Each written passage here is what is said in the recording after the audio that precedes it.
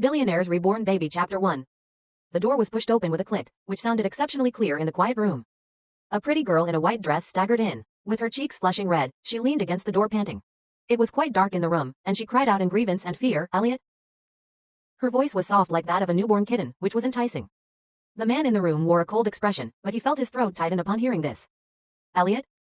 The girl cried out again in a broken voice. She was afraid of the dark the most. After coming in, she stood against the wall in fear. Upon seeing the faint glow of a floor lamp shining into the room, she rushed in that direction. However, she missed a step and fell into the swimming pool by accident. Vincent Scavo's guards, hiding in the dark, looked at each other in surprise, for this girl's unexpected move indeed confused them. At the previous banquets, a lot of stupid women pretended to be drunk and sneaked into this room. The guards couldn't even remember how many of them had been thrown out. The sound of water bubbling came from the pool. A lot of water went into the girl's lungs. She continued to sink, but she kept calling her brother's name. After struggling desperately for a while, she suddenly became motionless with her entire body sinking to the bottom. The man in the dark frowned. He raised his hand, but his guards didn't take any action. They said respectfully, "Mr. Vincent, it might be her trick." As soon as they finished speaking, the girl in the pool suddenly moved. With a string of bubbles coming out from the bottom, she moved her arms and legs hard and finally emerged from the pool. It was evident that this girl was a good swimmer. The guards tacitly revealed a disdainful smile, for it was within their expectation. The man in the shadows put on a colder expression. The guards all knew that Vincent hated to be cheated the most, not to mention that he was just about to save her. After swimming ashore, Emily Britt coughed for a long time, resulting in sharp pain in the chest.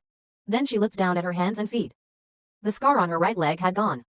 Emily touched her face again with disbelief. Wasn't she disfigured? No, wasn't she dead?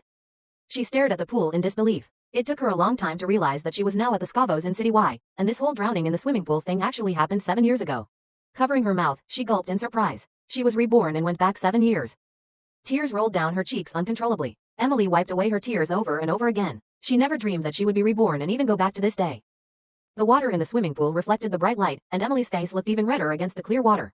She looked quite charming even while crying. There was a hint of shock and disbelief on her face a moment ago, but now, only an angry and determined expression was left. The man in the shadows slightly raised his eyebrows and recognized her as the retard from the Brits. However, judging from her expression, the man wondered if she was indeed retarded. He adjusted his posture and stared at the girl outside the French window with great interest. Crying for a long time, Emily suddenly sneezed. Feeling extremely dizzy and hot, she remembered that she was still under the effects of the aphrodisiac. Then she reached out to get some water from the pool and took a big sip. The guards were rendered speechless. This was the first time a woman had barged into Vincent's room at night just to drink his bathwater. After drinking the water, Emily patted her face and stood up. It was the end of September now, and she was chilled to the bone by the night wind.